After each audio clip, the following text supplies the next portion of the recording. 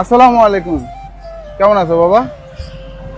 দাদা এই যে চুল টুল সবগুলা বড় বড় ময়লা হয়ে গেছে না, একটু কাইটা পরিষ্কার পরিচ্ছন্ন করে নতুন জামা কাপড় দিই, কেমন হয়? সুন্দর হয় না? আসেন বাবা আসেন, বসেন।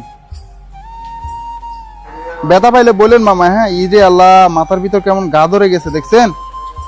ময়লার অবস্থা দেখছেন কিরকম? চুল জট বাইদা হয়ে গেছে, মাথাটা পাতলা লাগে না?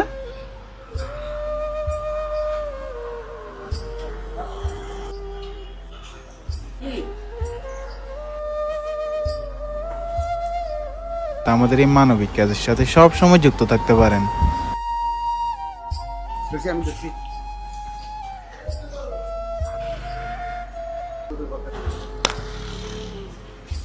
নেন জুতোটা পরেন, ওই শুকনো জায়গায় আসেন।